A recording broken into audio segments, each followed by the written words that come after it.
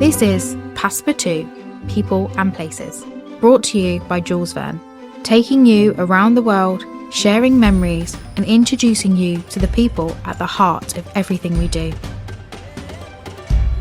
I'm Abby, and in this series I'll be delving into past adventures, inside stories, future journeys, inspiring you to discover the wonders of the world.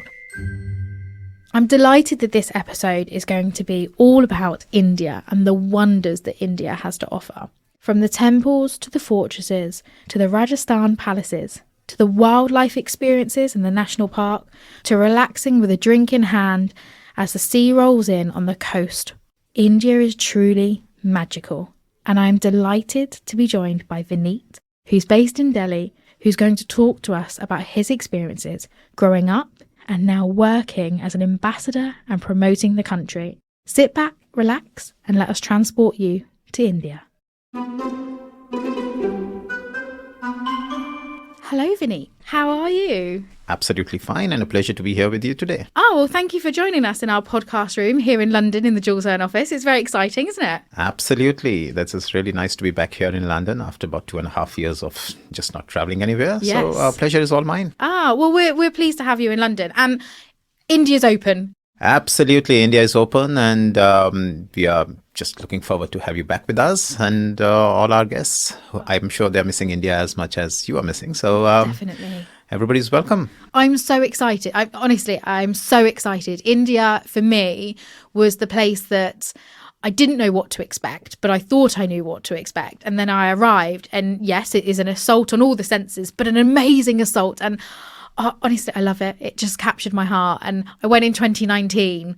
So obviously I'm eager to go back. My mum's going. I've got family members going, all because of that one trip that I took with you. So yeah, it's fantastic. I'm so glad it's open. I'm sure you feel the same. Yeah, India is a country of many colors, many tastes, many smells. Yes. And it's never once, is never enough for India. So you have to come back and see an absolutely different side of what you must have seen in your previous trip. Yes. It can amaze you. It can surprise you on every nook and corner. So, and there's so much to explore. I think the thing about India is that more you explore it, more you fall in love with it. Mm-hmm. So, and one time is never enough. Definitely not. And I think that's proven in the amount of things that you can do in India, and the amount of things that there is on offer to do.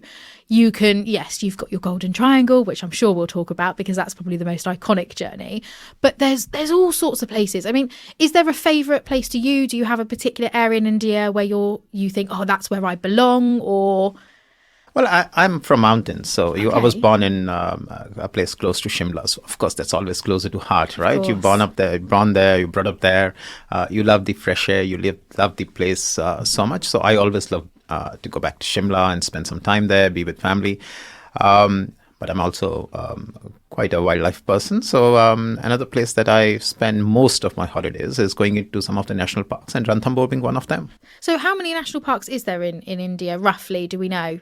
Officially, we have more than 20 national parks, but about 5 or 6 of them are very popular as far as tourism is concerned, Ranthambore being the most popular name. Yes. We also have some very nice ones in central India, which are, so if you're a wildlife enthusiast, you would probably go to central India and be in Bandhavgarh and Kanha, which are very, very nice national parks.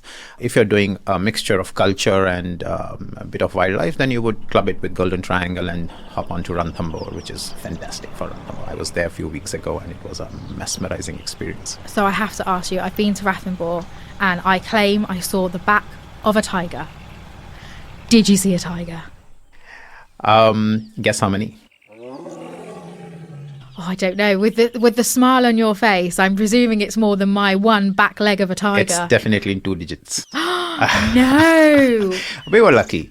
We were lucky to see a mother with 3 cubs, and then, of course, a few other tigers. So we spotted 11 of them in about 4 safaris, different ones. And we also spotted a sloth bear. We also spotted a whole host of other animals. So it was a treat. And so you were in the open top vehicle doing the full safari experience and just on the hunt, and you were lucky enough to see 11. We did 4 safaris, morning and evening safaris. Yeah. And we were really lucky. And we captured some amazing pictures out of that place and with the tigers, especially with the cubs. It's a joy to watch the cubs. I can imagine the mother with her cubs. That must be magical. Absolutely. So morning and evening safaris, do you prefer either one or do you find them different? I always prefer morning. It's fresher, it's cooler inside the park, and of course less noisy. Not many people are up to getting up at 4:30 in the morning and going into the park. So it's always better to be in the morning safari. But having said that, we've had some amazing sighting even later in the afternoon when animals do come closer to the water body, and probability is pretty good. Gosh. So from what I remember with Ranthambore, it's divided into different zones, isn't it? Why is it? Why do you have sort of zone 1, 2, 3, 4, etc.? What's the reason behind that? So it is more to do with conservation than anything else, and also to make sure that the park doesn't get overloaded with everybody going around in one single place. So we've got 10 zones in Ranthambore. Zone 1 to 6, or rather 1 to 5 are on one side of the park, and zone 6 to 10 are on the other side of the park. Of course, they are interconnected. So what happens is, just to ensure that there is equal pressure on each of the zones, given at any given time, only a particular number of vehicles are allowed in each zone. So, you have a fair chance of spotting it, and you don't actually disturb the wildlife. If you have everybody going at the same time in the same zone, then you will have a serious issue with the wildlife conservation. Of course. And I think that's the most important thing, isn't it? You want to see this amazing phenomenon of these tigers, but also you need to keep back and let that sort of ecosystem grow and protect it as well. So I think I didn't realise that was what the zones were for, but actually I think that's an amazing thing that you are doing there. It's fantastic. Absolutely, and the tiger population in India has really shown huge growth over the last about 8 to 10 years. So we've been seeing quite a good work being done by the department there in terms of maintaining and even improving on the wildlife in India. For me, one of the biggest things when I came back was how I felt like I'd made friends with everybody. It was fantastic. Yes, I did the Golden Triangle and Ranthambore. I didn't kind of venture out from that stereotypical tourist journey, and I can't wait to go back. But the memories I have are fantastic. But do you feel the same the other way around? Obviously, India is one of the biggest tourist destinations in the world. People flock there year on year. Do you get the same feeling as we do when you're traveling around India? Do you feel like you're friends with everyone and you're making memories? Culturally, India is, our tradition says Atithi Devo Bhava, which means guest is God. You don't differentiate between a guest coming from overseas to a guest coming from within India. We are, as a community, always welcoming to our guests coming in, and tourists are guests. So yes, that feel is same, and it's amazing the kind of experience you get, even if you're traveling within your own country with different. It's a large country, so of course cultures are very varied if you're traveling from north to south or east to west. But one thing that remains common is that people are always welcoming. People are always wanting to talk to you, wanting to interact with you, wanting to know about you and share their own lives with you. So yeah, that's something special about India. Definitely. And I think one of the things that resonated the most with me was how, like we said, how welcoming people are, but the experiences. So one of the things that I did was we went to this, she was beautiful, inside and out, this beautiful lady's home. We went there and we had this cooking demonstration with her. And we prepared this meal and we ate with them in their dining room and we looked at their wedding photos and I just felt so loved that she opened her home and her heart to us in such a short amount of time. And I think those experiences are really personable and important. Do you do a lot of them in your role when you're traveling around India? Do you get to do these experiences?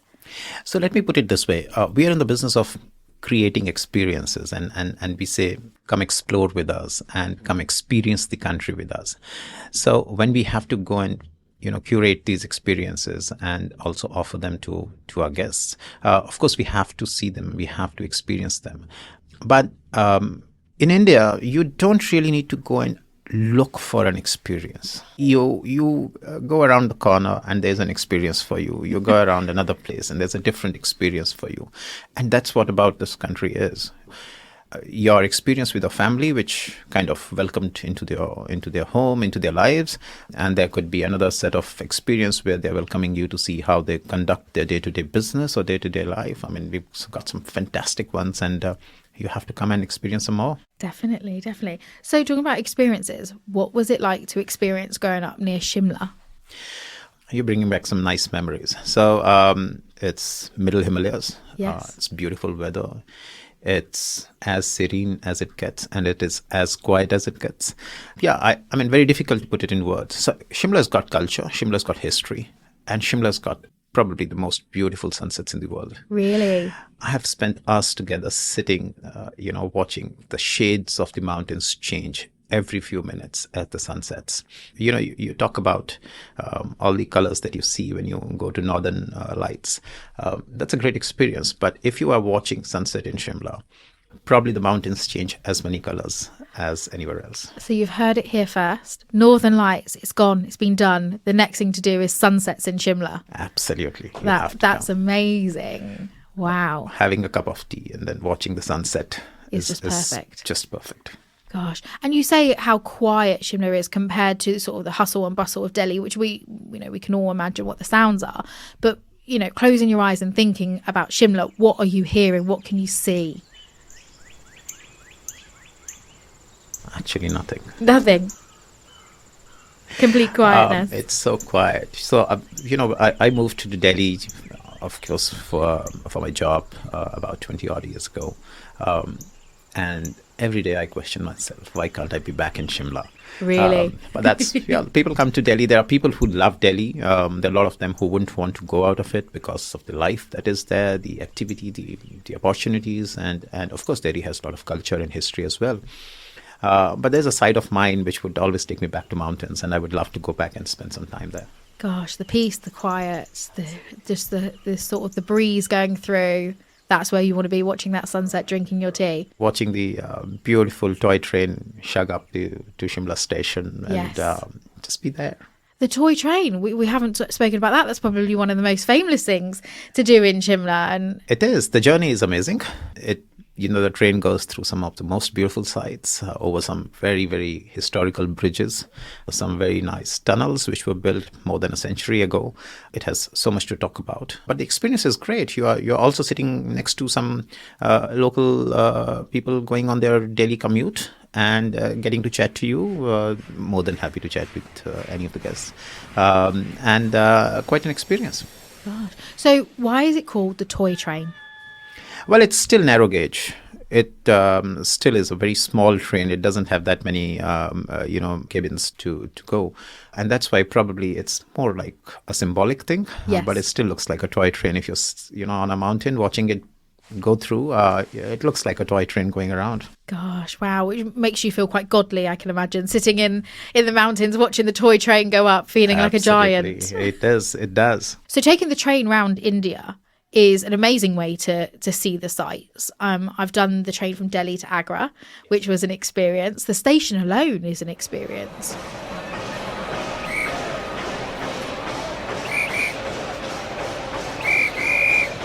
It's just the noises, the sounds, the whistles, amazing. And then you get on this train and you're chugging along the countryside and you see so much. So would you recommend doing a train journey within India as part of a trip? So, if you want to assault on all your senses, you should do a train holiday. It can't get better than that. Being at a railway station in India is truly an amazing experience, as you rightly said. But yes, there are some luxury train holidays that we do have in India. Palace on Wheels is a name which is known. I think everybody knows about Palace on Wheels. And it's a great experience to be on that for 6-7 nights. There's another one which is Maharaja Express, where you kind of really live up to the name of Maharaja or the royalty and travel for about 6-7 nights. So it's a great option to have. But even if you're doing a short journey like what you did from Delhi to Agra, it's a great experience. And I would highly recommend that, if you're coming to India, get at least one train journey included in your tour. Perfect. So there's something for everyone regarding the trains. Even if you're not a train enthusiast, it's something you should experience for sure. Yes, because as you said, being at the station, going through the countryside on this train journey, and it's very comfortable. The trains are as luxurious as they get.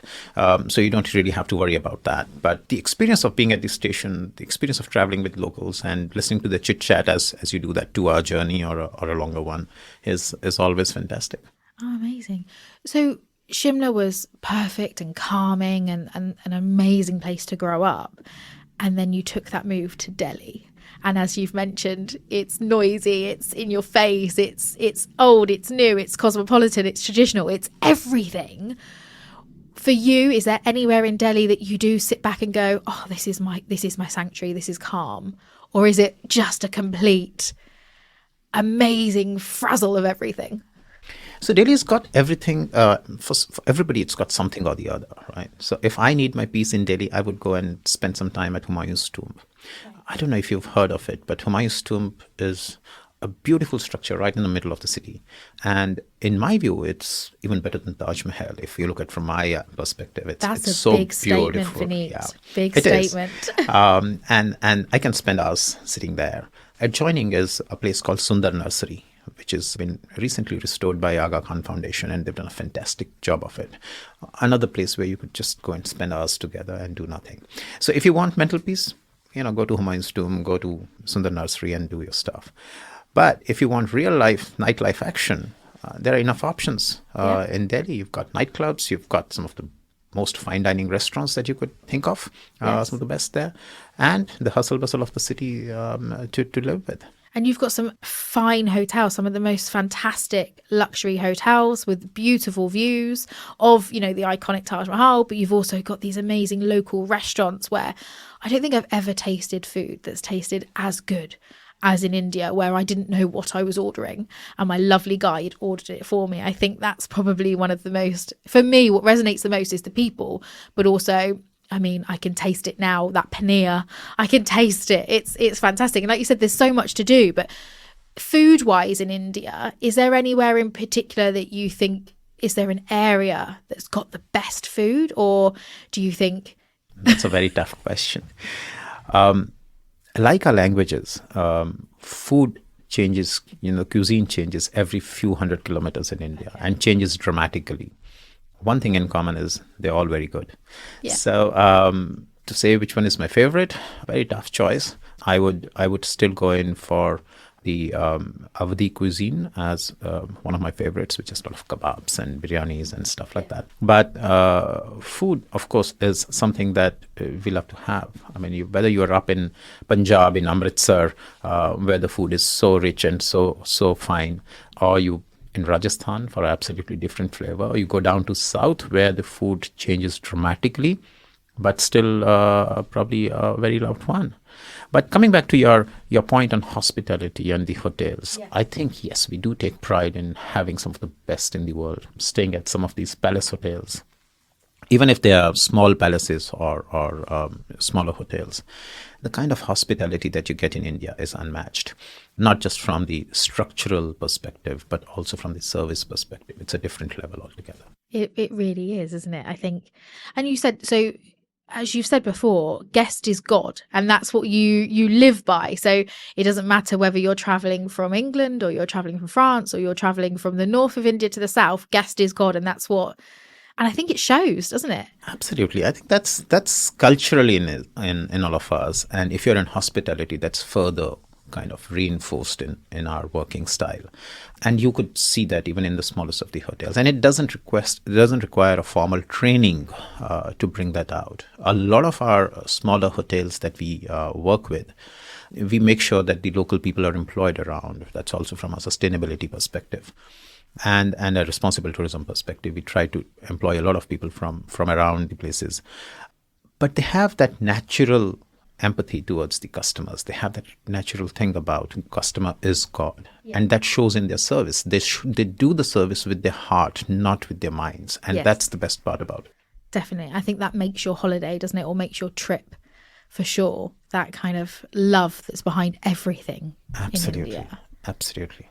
So talking about north and south, what is the main difference, would you say, for someone who's travelling to the north, someone who decides they want to travel to the south? What is the benefit of the north versus the south in your eyes? India is a continent, as you rightly said. There's a huge difference between going from north to south or east to west. So between north and south, I think north is culturally very different from what south is. We have a lot of influence of Mughal architecture, the style of living, the food, etc., which is coming in from there, followed by the British impact on it. South is slightly different. So the impact is more from Chola dynasty. It doesn't have that much of Mughal impact. The temples there are probably the most beautiful and amazing temples in the world. It's a treat to be in Madurai and see the temples out there, or further down near Tanjore or Trichy. They make such a difference, and they are they're unbelievable in the kind of architecture that exists there. You can't fathom as to how were they built, and when there was no technology and there were no machines. So that's remarkably different than what you see in North. So culture, the architecture, the kind of monuments that you see in South are very different. While people are still very welcoming, there's a difference between the way you would interact with the North Indian versus way you would interact with the South Indian. I mean, North Indians would be more forthcoming or more open, or, a bit more talkative than South Indians, who would be a bit more reserved, who would be a bit more to themselves. A bit more laid back, maybe? Not really laid back. Okay. I think that we will leave to Goa. Yes. Which is a beach destination, and people like to take life easy out there. But no, some of the best brains in India come from South India. So talking about Goa, as we said, a beach destination, I don't think people necessarily think of India as being a bit of a beach destination, but Goa is the perfect pairing for exploring India and then travelling down and relaxing. So tell me what you can expect from Goa. Just about everything. So Goa is primarily two sides. There's a North Goa and there's a South Goa. So if you want a relaxed holiday, serene holiday, no noises, go to south of Goa. If you want action, go to north of Goa. So it's something like that. But beautiful beaches, a very good nightlife, excellent place to be in. So highly recommend it. So after your trip to India, where you've had assault from all sides on your senses, you want to now go and spend a nice beach holiday. Go down to Goa for 3 to 5 nights. And come back after a full round trip. Perfect. That sounds like the perfect way to actually end a holiday in India, absolutely. rather than getting straight back on the plane and jumping home. I know. It takes time to digest all the memories, so it's better to go and, reflect what you saw, what you felt, what you smelled in Goa, and come back then. What better way to reflect, though, than lying on a beautiful beach? So, Vinnie, as a touring company, obviously what we do is escorted touring. And being escorted means that you have a local guide. Why is that different to exploring India on your own? What do you get from the guides and your team in India who provide this amazing holidays for us? What is the difference? So let me just go back to the point that I mentioned about Atithi Devo Bhava. One, our guides are not just regular guides who have been given a license to take you around. They do it because they're passionate about it. And the second thing is that most of our guides are from the area that you're traveling to, right? So they know it like their backyard. They are passionate about it because they're talking about their family, they're talking about their culture, they're talking about their place. And they give you the side of the story which you would normally not find anywhere. Right. Our selection of guides is very careful. So we try to make sure that we have most of the people from the area that you're traveling to, which helps us deliver this special service. We have guides who sometimes take you to meet even their family members and have an interaction with them. So that's what makes difference. And I think from both our perspectives, yours as a tour operating, us as your partners in India, there are two people who make most of the difference for us. And one is our tour guide and the second one is our drivers. Yes. And we take utmost pride in having some of the best in the country. They have to be the best in the country. I have been travelling down a road which was completely clear, doing probably about 40, 50 miles an hour. And then all of a sudden, swerve, cow. And I was...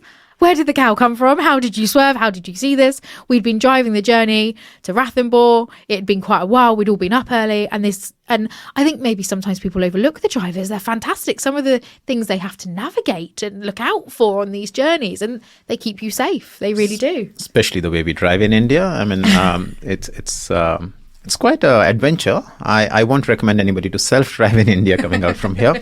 But our drivers are probably, the best drivers we have. They are very well trained and they're very attentive. And they're not just alert and attentive in terms of their driving. They're as also make sure that, the guests are comfortable while they're driving around and take you from one place to other very safely and comfortably. Definitely. They often point things out as well. You often see them point to the guide and go, look over there.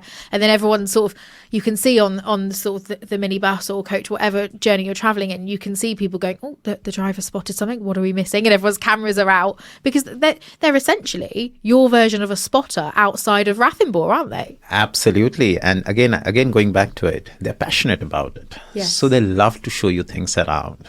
They're not just there to drive you. They want to show you the things around. So they also keep looking out for what is something that would intrigue you, what is something that you would enjoy watching. And if they do spot something like that, they will definitely tell the guide or tell the guest directly to look in that direction. Definitely. And I think the way we've said it before, and we'll say it again, people make memories. People are a part of that. They make your holiday, and the guides and the drivers, and from everything from the hotel service to everything it's so important. But I think the most important things are the guides and the drivers, because they are the ones that you're learning, aren't you? You're being taught. Absolutely. So we are in the business of experience making, right? If we can't create experiences, if we can't give you that experience and that lives with you for your life, we have failed. Monuments, everybody can show you. Experiences, that's what lives with you.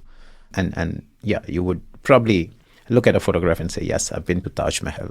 But if you've had a great experience while you went to see Taj Mahal, that's what probably is going to be better than just seeing a picture of Taj Mahal. Yeah, and as you're talking about the Taj Mahal, the thing that's popped into my head, I was desperately trying to take a picture because, you're there and you want to take a picture of it. Although you've seen it on pictures, you want to take your own.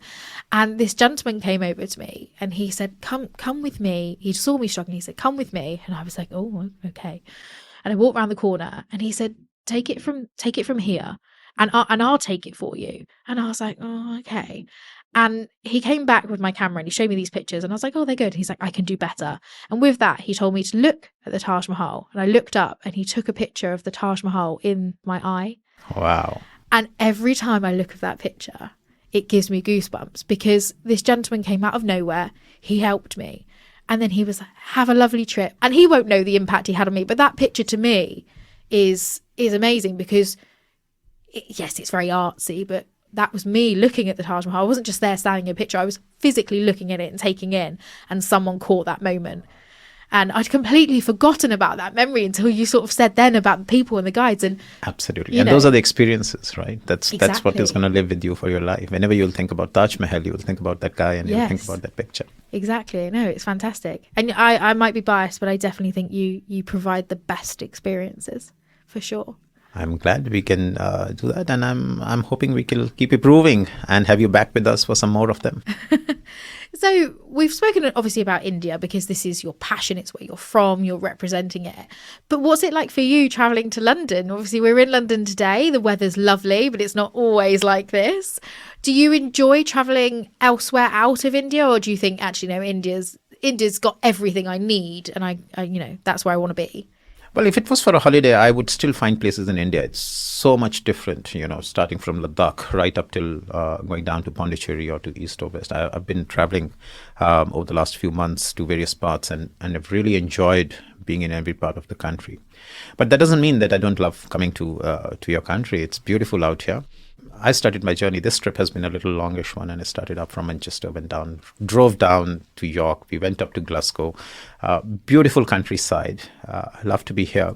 But for a holiday, I would still find some very interesting places in India. Of course. My favorite one being Ladakh. Yeah. I've been there many times, and probably a different world altogether. So what do you love the most about it? It's just the terrain. It's just the destination itself. You can't imagine it. Yeah. It's got absolutely different. It's a contrast to what you can see anywhere else in the world. It's an amazing destination, great culture, some very beautiful sites there to visit with all the monasteries and people to interact with. So yeah, I really love to be in Ladakh. Another place I would love to go is to neighboring Bhutan, which is another beautiful destination, a country which has probably done the most in terms of preserving its nature, preserving its culture, preserving its heritage. A truly magnificent destination. Must be on everybody's bucket list. After India, of course. Of course, after India. So one question that I often ask people when they're guests on the podcast is there a place in the world that's captured your heart the most? So I think I can guess your answer, but I am going to ask you, so where in the world has captured your heart the most? A very difficult question, but I think, as I said, I would still go back to Ladakh and spend a lot of time there. Yeah. You can tell. Truly amazing destination for me. Well, thank you so much for being a guest on our Jules Verne podcast. We really appreciate you coming over from India to do this with us. No, thank you. Pleasure is all mine. Thank you for having me here. And I hope I can inspire some of our listeners to come over to India and enjoy our hospitality. I'm sure you will. Vineet, thank you so much for being a guest, and we've really enjoyed it. Thank you so much. Have a nice day. Thank you. We hope you've enjoyed the latest episode of Passepartout People and Places. Look out for our next episode, where we'll be talking to more guests about the people and places that have inspired them the most. We'd love to hear your feedback, so please do get in touch. Thanks for listening.